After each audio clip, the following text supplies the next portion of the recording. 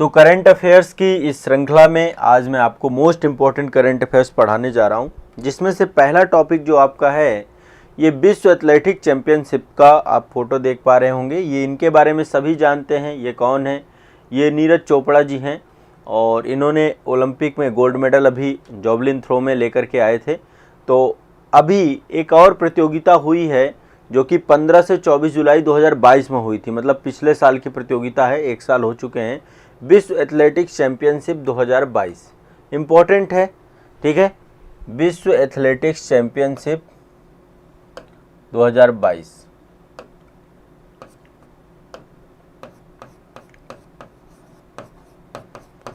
Athletics championship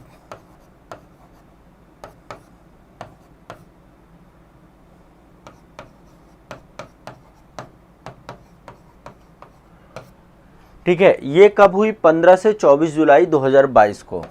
15 से 24 जुलाई 2022 को ये प्रतियोगिता हुई थी, ठीक है। अब ये सबसे बड़ी बात होती कहाँ हुई? तो ये हुई आपकी अमेरिका में। अमेरिका में एक जगह है ओरेगॉन, 2 जगह हैं, एक यूजीन एक जगह, एक ओरेगॉन। तो अमेरिका में इसका आयोजन हुआ था, यूएसए में आयोजन हुआ था, ठीक है। अब ये जो है इसके अंतर्गत जो सबसे ज़्यादा गोल्ड मेडल या सबसे ज़्यादा पदक पाने वाला देश है वो अमेरिका ही है। अमेरिका ने 13 गोल्ड मेडल में नंबर 1 पे था। अमेरिका के बाद दूसरे नंबर पे इथियोपिया था। इथियोपिया ने 4 गोल्ड मेडल प्राप्त किए थे। तो नंबर 1 पे आपका यूएसए था। कौन था? यूएसए, ठीक है। नंबर 1 में कौन था? यूएसए इसका, ठीक है। इसमें भारत को जैवलिन थ्रो स्पर्धा में रजत पदक प्राप्त किया है नीरज चोपड़ा जी ने। क्या मिला है भारत को? एक पदक मिला है, सिर्फ एक ही पदक मिला है भारत को, केवल एक ही पदक मिला है और वो भी लेकर आए नीरज चोपड़ा जी। तो ये भारत से हैं, है ना। 88.13 मीटर इन्होंने जॉवलिन थ्रो किया था और जो गोल्ड मेडल मिला था वो एंडरसन पीटर्स को मिला था, ग्रेनाडा से थे वो। तो इनको रजत पदक मिला है।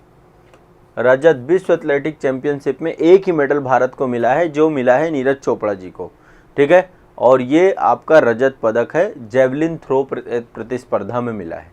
तो विश्व एथलेटिक चैंपियनशिप आपकी हर साल होती है। अभी 2023 वाली जो आपकी होगी ये होगी बुडापेस्ट में। अगली होगी 2023 में बुडापेस्ट में होगी, ध्यान रखिएगा। कोविड के कारण से 2020-2021 में नहीं हुई थी, ठीक है। 2019 में हुई थी दोहा में, ठीक है, इससे पहले।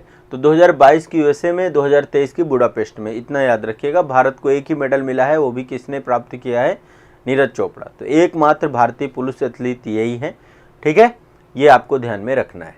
इसके पहले देखो, टोक्यो ओलंपिक में नीरज चोपड़ा ने 87.58 मीटर का भाला फेंक करके गोल्ड मेडल जीता था, ठीक है। इसमें तो इन्होंने 88.13 मीटर का भाला फेंका, लेकिन उसमें इनको कांस्य पदक ही मिला, क्योंकि वो रजत पदक मिला, क्योंकि जो एंडरसन पीटर्स थे उन्होंने 90.454 मीटर का भाला फेंक करके गोल्ड मेडल उन्होंने प्राप्त किया था। तो ये आपको ध्यान रखना है, ठीक है। नीरज चोपड़ा जी के बारे में आप सब जानते हैं।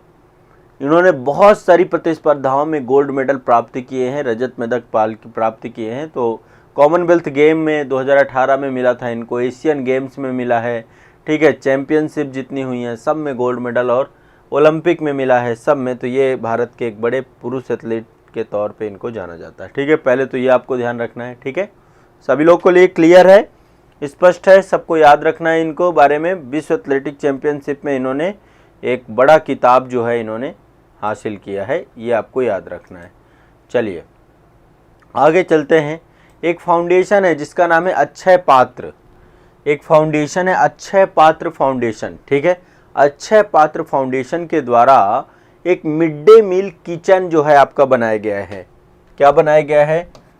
Mid day meal kitchen. Akshaya Patra foundation के द्वारा एक मिड डे मील किचन बनाया गया है और इसका उद्घाटन 7 जुलाई 2022 को, पिछले वर्ष की घटनाक्रम है, 2022 को प्रधानमंत्री नरेंद्र मोदी जी के द्वारा किया गया था। कहाँ किया गया है? एक कॉलेज है जिसका नाम है LT college Varanasi. LT college Varanasi में किया गया है। तो अक्षय पात्र एक फाउंडेशन है ना। इस चैरिटेबल ट्रस्ट के द्वारा एक मिड डे मील किचन बनाया गया है एलटी कॉलेज वाराणसी में। ठीक है, क्या बनाया गया? मिड डे मील किचन बनाया गया है। ये आप पीछे तस्वीर देख सकते हैं।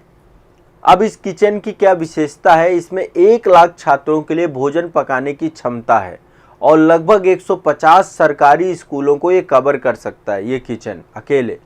मतलब कि इसमें मिड डे मील का भोजन बनेगा, लेकिन 150 से ज़्यादा स्कूलों को ये कवर कर पाएगा और 1 लाख छात्र इसका भोजन कर सकते हैं। तो आप सभी जानते हैं, ठीक है। तो अक्षय पात्र फाउंडेशन के द्वारा ये शुरू किया गया है। अब आपको पता है कि जो मिड डे मील योजना है, सितंबर 2021 में इसका नाम बदल दिया गया था। सितंबर 2021 में मिड डे मील का नाम बदल के रख दिया गया है पीएम पोषण। क्या नाम रखा गया है? प्रधानमंत्री पोषण शक्ति निर्माण। तो इसी को शॉर्टकट में पीएम पोषण बोलते हैं। तो मिड डे मील का नाम परिवर्तित हो चुका है, ये आपको याद रखना है। मिड डे मील का नाम परिवर्तित करके क्या रख दिया गया है? पीएम पोषण। क्या रख दिया गया? पीएम पोषण। ये भी ध्यान रखिएगा, ठीक है। मिड डे मील के शुभारंभ कब हुई थी? 15 अगस्त 1995 में। कब स्टार्ट हुआ गया था? 1995 में। दोहरा उद्देश्य है। पहला उद्देश्य है बच्चे स्कूल से ड्रॉप रेट कम हो, दूसरा स्कूल है कि कुपोषण से बचें, है ना, दोनों चीज़ों को लेकर बचें। तो अक्षय पात्र फाउंडेशन जो आपका है, ये इसका जो मुख्यालय है ये बेंगलुरु में है। बेंगलुरु में अवस्थित है आपका ये फाउंडेशन आपका। और इसको international society for Krishna conscious ISKCON के द्वारा चलाया जाता है आपका। इस्कॉन का फुल फॉर्म है international society for Krishna conscious, है ना, ये इसका फुल फॉर्म है इस्कॉन का। तो इस्कॉन टेम्पल्स के बारे में आप सभी जानते हो, वही चलाते हैं अक्षय पात्र फाउंडेशन, उन्हीं के द्वारा चलाया जाता है। तो ये इस्कॉन के द्वारा ही बनाया गया है आपका अक्षय पात्र फाउंडेशन, ठीक है। तो ये एक तरीके से मतलब इसका एक गैर लाभकारी ट्रस्ट है ये, मतलब एक एनजीओ है, एनजीओ के तौर पे काम करता है। और ये भारत में मिड डे मील योजना का प्रबंधन करने का भी इसको ही जिम्मा दिया गया है, ठीक है। अक्षय पात्र फाउंडेशन ही भारत में मिड डे मील भोजन का प्रबंधन करता है। तो ये भी काम इसी के ऊपर है, इसी के पास है, ठीक है। क्लियर, स्पष्ट है? सारे topic clear. Mid day meal योजना का पीएम पोषण नाम हो चुका है। 15 अगस्त 1995 को शुरू हुई थी। अक्षय पात्र फाउंडेशन इस्कॉन द्वारा संचालित है। अक्षय पात्र फाउंडेशन के द्वारा मिड डे मील को भी पूरा संभाला जाता है, ठीक है, ये ध्यान रखिएगा। अगला चलते हैं। ये आप देख पा रहे होंगे उत्तर प्रदेश का एक एक्सप्रेसवे है जिसका नाम है बुंदेलखंड एक्सप्रेसवे। ये सब जानते हैं, मैंने क्लास जो यूपी वाली आपकी क्लास होती है उसमें बहुत डिटेल में इसको पढ़ाया भी है, ठीक है। तो 29 फरवरी 2020 को इसका शिलान्यास हुआ बुंदेलखंड एक्सप्रेसवे का। कब हुआ? 29 फरवरी 2020 को इसका शिलान्यास किया गया था। मतलब शिलान्यास मतलब इसको बनाना प्रारंभ किया गया था, ठीक है। लेकिन इसका उद्घाटन हुआ, देखिए कितना फास्ट बना है। 16 जुलाई 2020 को ये वो 22 को बन के तैयार हो गया और इसका उद्घाटन कर दिया गया, ठीक है।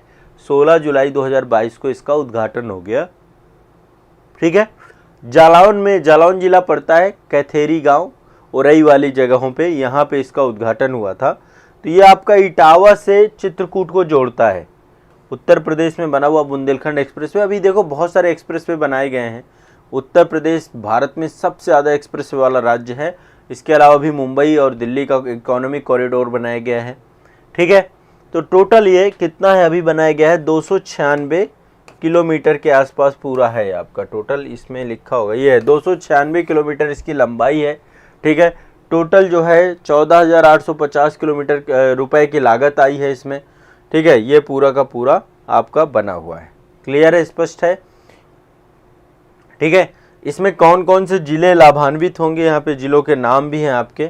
यहाँ पे देखिए चित्रकूट है आपका, बांदा है, यहीं पे महोबा भी पड़ता है, महोबा है, हमीरपुर है, जालौन जिला है, औरैया है और इटावा है ना, औरैया और इटावा। तो ये उत्तर प्रदेश के ज़िले हैं जो कि प्रभावित होंगे इससे, इस एक्सप्रेसवे से जो है उनका विकास होगा। अभी 4 लेन का हाईवे है ये, आने वाले समय पे इसको 6 लेन भी कर दिया जाएगा। टोटल 110 मीटर की चौड़ाई है, अभी इसको और बड़ा करने की प्लानिंग चल रही है, ठीक है। तो बुंदेलखंड एक्सप्रेसवे क्या कर रहा है, ये यमुना एक्सप्रेसवे से इसको जोड़ देगा। आगरा लखनऊ एक्सप्रेसवे और यमुना एक्सप्रेसवे है, उन दोनों को आपस में ये जोड़ देगा। ठीक है, उन्हीं से जुड़ जाएगा आपस में, है ना, आगरा लखनऊ एक्सप्रेसवे। तो इससे देश की राजधानी में भी डायरेक्टली जुड़ जाएगा। ठीक है, तो उत्तर प्रदेश में Yamuna expressway, Agra expressway, Purvanchal expressway, Bundelkhand expressway, ये सारे अभी बने, अभी गंगा एक्सप्रेसवे बन रहा है। ठीक है, तो एक ये आपको ध्यान रखना है, बुंदेलखंड एक्सप्रेसवे आपका इम्पोर्टेंट है। हाँ हाँ, आज के करंट अफेयर्स लाइव शो में, और मैं आप सभी एक मिनट हाँ, चलिए सेशन को शुरू करते हैं। तो यहाँ पे ये आपको ध्यान रखना है। चलिए आगे बढ़ते हैं, नेक्स्ट है अगला। हाँ, यही है आपका जो मैं बता रहा हूँ। ये देखिए लखनऊ आगरा एक्सप्रेसवे है, इससे बाद पूर्वांचल, देखिए कैसे जुड़े हुए हैं चारों एक्सप्रेसवे एक दूसरे के साथ। ये पूर्वांचल एक्सप्रेसवे है इधर, ठीक है, यहाँ पे लखनऊ आगरा एक्सप्रेसवे है पूरा का पूरा। ये बुंदेलखंड एक्सप्रेसवे है आपका, और इधर आप देखेंगे यमुना एक्सप्रेसवे है। ऊपर जो आपका ये पूरा का पूरा है, ये यमुना एक्सप्रेसवे है। ठीक है, तो कुछ इस तरीके से सारे के सारे एक्सप्रेसवे आपके एक साथ सारे के सारे कनेक्ट कर दिए गए हैं। लखनऊ आगरा यमुना एक्सप्रेसवे, इधर आपका पूर्वांचल एक्सप्रेसवे, और इधर आपका बुंदेलखंड एक्सप्रेसवे, सारे के सारे एक दूसरे से कनेक्टेड है। चलिए अगला चलते हैं। देखिए एक प्रतियोगिता होती है जिसका नाम है फ्रेंच ओपन। फ्रेंच ओपन साल में 4 जो है प्रतियोगिताएं होती हैं आपकी, और ये आपकी जुड़ी होती हैं टेनिस से, है ना। टेनिस की प्रतियोगिताएं हैं आपकी, टेनिस की प्रतियोगिताएं, इनको ग्रैंड स्लैम भी बोला जाता है, ग्रैंड स्लैम। ठीक है, तो इनमें से ये फ्रेंच ओपन है, एक क्रम है इनका। पहले ऑस्ट्रेलियन ओपन होता है आपका साल में, पहले ऑस्ट्रेलियन ओपन, दूसरा फिर फ्रेंच ओपन होता है आपका, फ्रेंच ओपन, फिर इसके बाद आपका विंबलडन होता है, विंबलडन, और इसके बाद होता है यूएस ओपन, यूएस ओपन। ठीक है, 4 प्रतियोगिताएं साल भर में, सबसे बड़ी ग्रैंड स्लैम बोलते हैं, 4 ग्रैंड स्लैम होते हैं आपके। ठीक है, तो फ्रेंच ओपन 2022 का जो हुआ था, इसमें पुरुष एकल का खिताब पाया है राफेल नडाल ने। किसने पाया है? Rafael Nadal. ये कहाँ से हैं? स्पेन से हैं।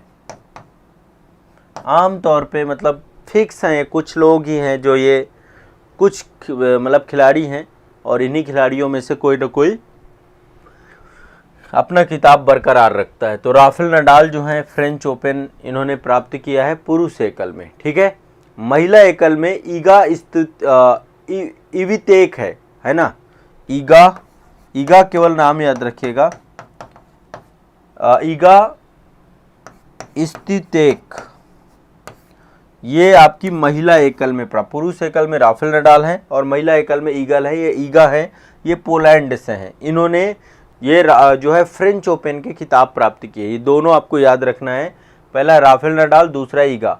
ठीक है, ये आपकी पोलैंड से है। तो फ्रेंच ओपन, ठीक है, फ्रेंच ओपन 2022 का है ये आपका, फ्रेंच ओपन 2022 का किताब। ठीक है, किसने प्राप्त किया है? ध्यान रखिएगा, राफेल नडाल ने, और ईगा ने पोलैंड से हैं, इन्होंने प्राप्त किया है। ठीक है, अब आगे चलते हैं, नेक्स्ट है, अगला है आपका विंबलडन। विंबलडन मैंने आपको बताया कि ये आपका फ्रेंच ओपन के बाद ही होता है, जस्ट ही। तो इसको प्राप्त किया है पुरुष एकल का खिताब प्राप्त किया है नोवाक जोकोविच ने। नोवाक जोकोविच ने पुरुष एकल का खिताब प्राप्त किया है। और महिला एकल का किताब किसको मिला है?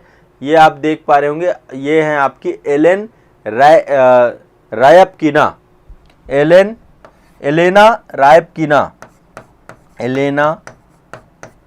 रायबकिना,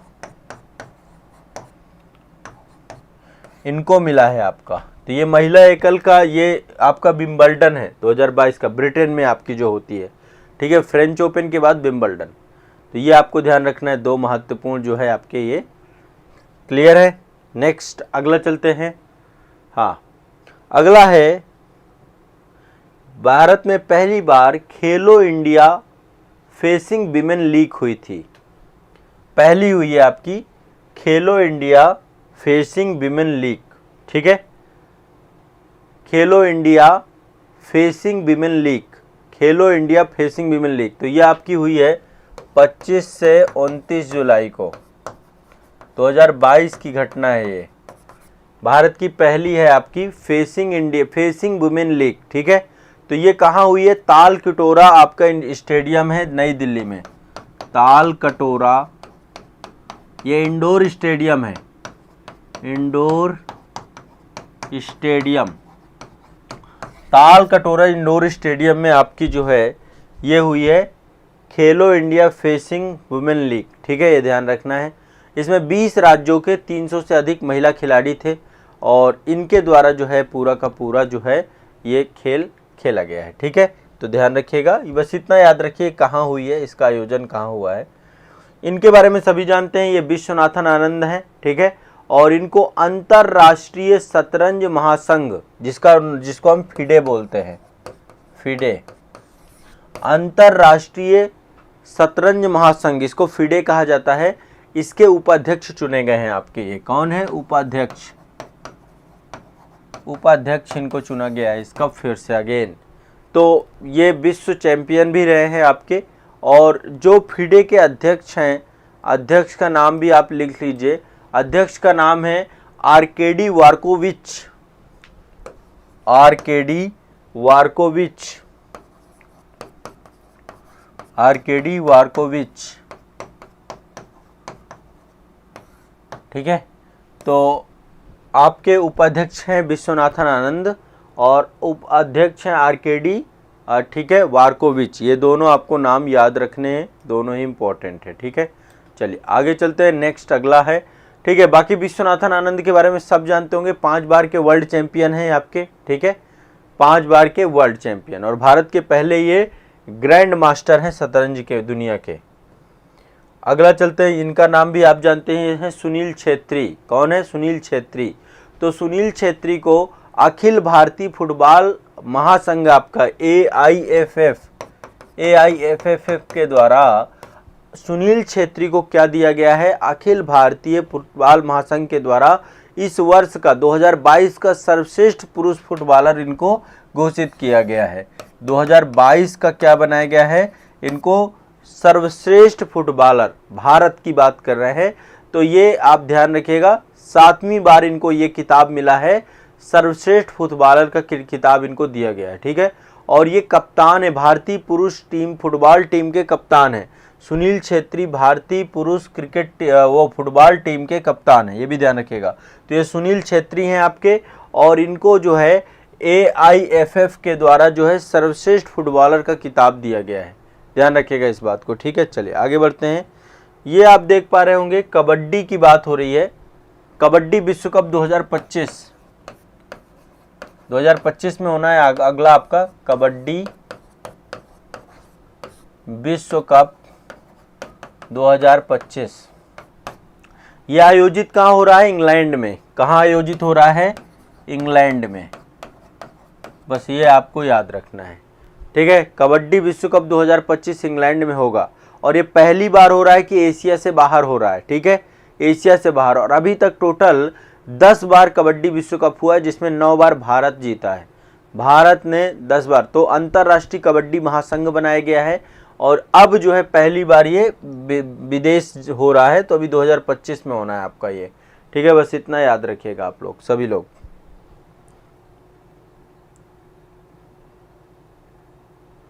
ठीक है, नेक्स्ट आगे चलते हैं। खेलो इंडिया यूनिवर्सिटी गेम्स 2023-24, खेलो इंडिया यूनिवर्सिटी गेम्स 2023-24, खेलो इंडिया यूनिवर्सिटी जो है आपका गेम्स है, खेलो इंडिया यूनिवर्सिटी गेम्स, ठीक है, खेलो इंडिया नेशनल यूनिवर्सिटी गेम्स 2023-24, ये उत्तर प्रदेश में हो रहे हैं। उत्तर प्रदेश में कई सारे शहरों में होंगे आपके, लखनऊ, गोवा, वाराणसी, नोएडा, ठीक है, ये आपको ध्यान रखना है। ये चौथा है, इससे पहले उड़ीसा में हुए थे, अब उत्तर प्रदेश में इस साल होंगे खेलो इंडिया यूनिवर्सिटी जो है। तो पूरे विश्व भर की 150 से ज़्यादा विश्वविद्यालयों के जो प्रतिनिधि हैं, वो बहुत सारी जितनी खेल प्रतियोगिता हैं उनसे ये खिलाड़ी जुड़ेंगे आपका, ठीक है। तो पहली बार ये उत्तर प्रदेश में हो रहा है खेलो इंडिया यूनिवर्सिटी गेम्स, तो ये ध्यान रखिएगा, कई सारे उत्तर प्रदेश के शहरों में इनको आयोजित किया जाएगा। ठीक है, क्लियर है। तो आज के करंट अफेयर्स के अंदर खेलो इंडिया यूनिवर्सिटी गेम्स यूपी में हो रहा है, ये मैंने आपको बताया। कबड्डी विश्व कप इंग्लैंड में हो रहा है आपका। सुनील छेत्री को AIFF द्वारा 2022 का सर्वश्रेष्ठ फुटबॉलर का खिताब दिया गया है। विश्वनाथन आनंद को फिडे का उपाध्यक्ष बनाया गया है। ठीक है, ये पहला जो है खेलो इंडिया फेंसिंग गेम है, ये आपका वुमेन्स लीग है जो आपकी ये स्टार्ट हुई थी। ठीक है, कहाँ पे? तालकटोरा इंडोर स्टेडियम नई दिल्ली में।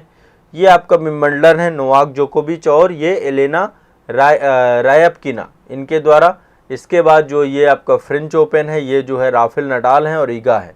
ठीक है, इसके बाद ये आपका एक्सप्रेसवे है, पूर्वांचल एक्सप्रेसवे, इसके बारे में मैंने बताया 29 फरवरी 2020 को बना था। 296 मतलब बनना शुरू हुआ था, 16 जुलाई 2022 को इसका जो है स्टार्ट हो गया था, ये इसका उद्घाटन किया गया था। 296 किलोमीटर लंबा है। इसके बाद ये Akshay Patra foundation ISKCON temple के द्वारा चलाया जा रहा है मिड डे मील योजना का। इन्होंने सबसे बड़ा किचन बनाया है आपका। ठीक है, तो इसके बारे में वाराणसी में बनाया LT कॉलेज में। ठीक है, और ये आपके नीरज चोपड़ा जी हैं जो कि विश्व एथलेटिक चैंपियनशिप 2022 में रजत पदक मिला है जेवलिन थ्रो में। ठीक है, तो ये आज आपका करंट अफेयर्स के मोस्ट इम्पॉर्टेंट टॉपिक थे। सभी को क्लियर है, सभी को स्पष्ट है? ठीक है, ये करंट अफेयर्स के मोस्ट इम्पॉर्टेंट टॉपिक आपके सारे हैं। अब बस इनको रिवाइज करिए, 1-2 बार रिवीजन करेंगे तो आपको ये हमेशा के लिए रट जाएंगे। करंट अफेयर्स में लगभग हमने बहुत शानदार तरीके से कवर कर ली हैं चीज़ें, है ना। चलिए